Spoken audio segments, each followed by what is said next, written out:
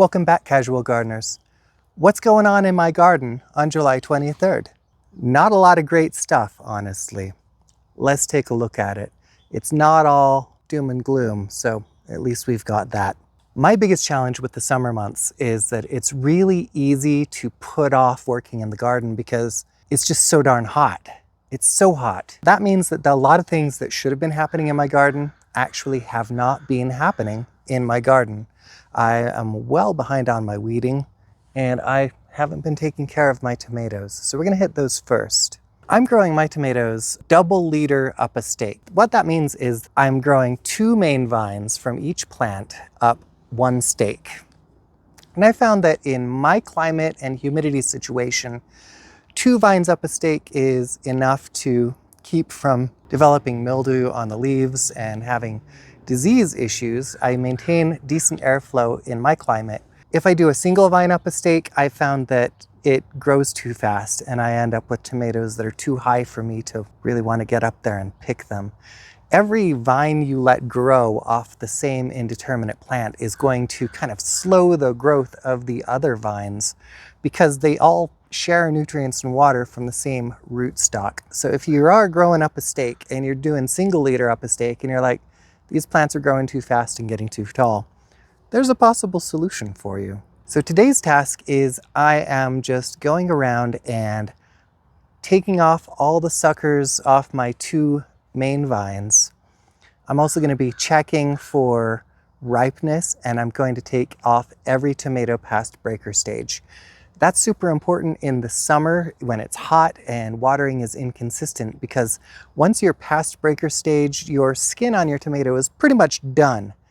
And if it gets a sudden influx of water after being dry, you can get cracking and lose a perfectly good tomato.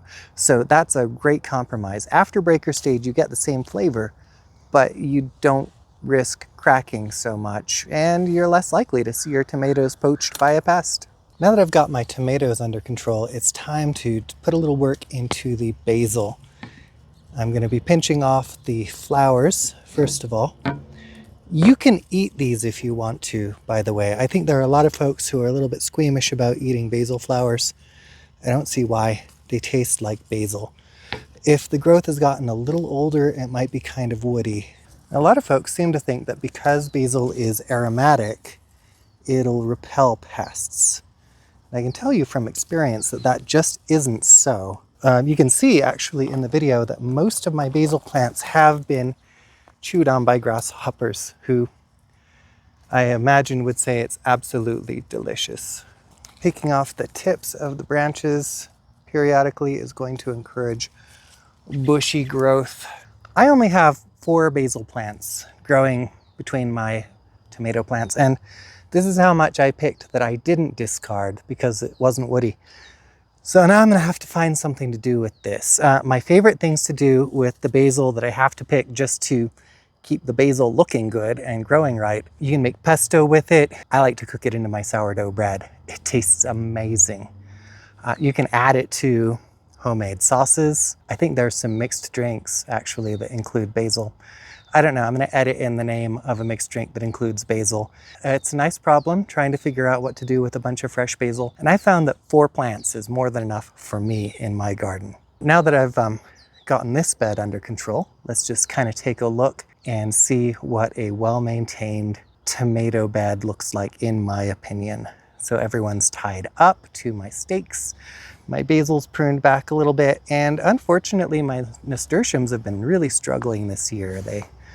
The temperatures weren't right for them, plus they've been hit really hard by the grasshoppers. So if you notice some really sad looking nasturtiums, that's why.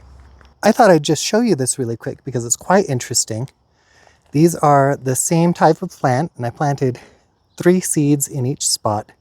So the ones on the left have clearly been sat back by the weird temperatures we've been having, and you can see the ones on the right have been set back a lot less. These were planted at the same time. They're right next to each other, so the conditions are the same. I just think it's really interesting to see how temperature can affect plant growth. Kohlrabi is probably one of my favorite green vegetables. And all of this damage was done by grasshoppers because this is Grasshoppalypse 2024! So if you're also suffering from the Grasshoppalypse, yeah, I don't think I'm going to be getting any kohlrabi. I'm super excited about how well my winter squash is doing. It seems to be just completely resisting the grasshoppers and resisting the weird temperatures. It's a little bit late. I'm just starting to get flowers now, but I do see my first female flower. And I thought, just in case you haven't already picked that up, let's show you the difference.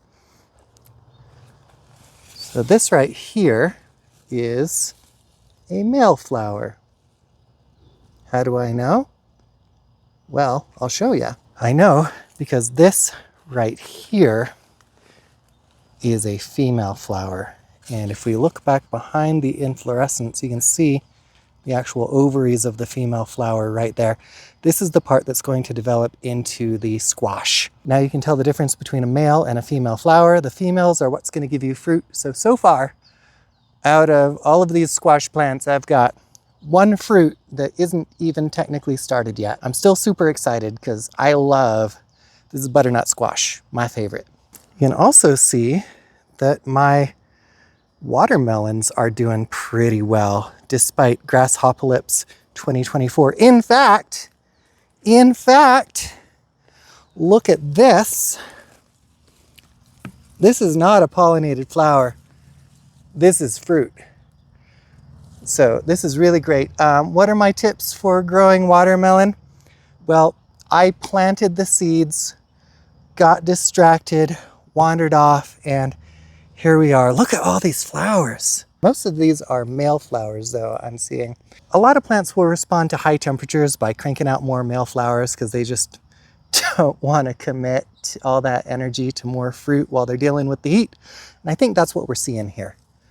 But look at that. Oh, I'm so excited. I actually don't care very much for watermelon, but my wife loves it. So this I'm growing for her, and that makes it extra special that it's working out. Do you know who loves the heat? Yeah, peppers. I don't see any peppers growing yet, which is disappointing. But at least my plants are doing well, which is a pretty stark, oh wait, there's a pepper there. Oh, that's a jalapeno. Okay, I got some peppers going. This is a really nice contrast to the kohlrabi that are growing right next to them. So my guess is the kohlrabi served as kind of a trap crop and shielded my peppers. Sharing the bed here with my watermelon and a few surviving beets are my peas from earlier this year. Yeah, I've still got peas growing. They're not doing very much though, so I'm gonna start cutting these out. And you can just leave your peas, if you don't have immediate plans for the bed, you can leave your peas to decompose and give their nutrients back to the soil, which is a really good idea for building soil. So I'm just kind of cutting them down and letting them lie. The last thing I want to do today is I'd like to harvest some of the seeds from this sweet William that is looking pretty spent. This is a really easy flower to harvest seeds from. This is generations of plants that have been growing since my very first garden. So they've come to mean a little bit to me. This is my gardening journey in plant form. So to harvest the seeds, I'm just going to use this flat piece of cardboard and shake the flowers over it.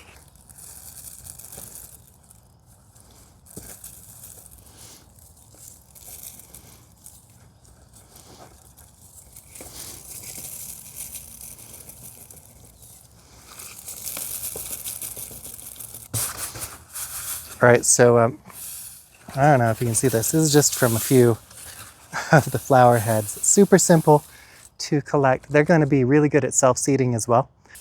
I could have gotten more than this, but this is more than I'll need. So that's what's going on in my garden today on July 23rd, 2024. It is still Grasshoppalypse 2024, but despite the hungry hoppers, I am still managing to grow a little food in my garden. Why don't you let me know in the comments, what are you harvesting in your garden right now? I'd like to take a moment to thank all of my subscribers. Thank you for subscribing. If you'd like to support my channel even more, if you look down, somewhere down around here, there's a join button. You can click it and become a channel member.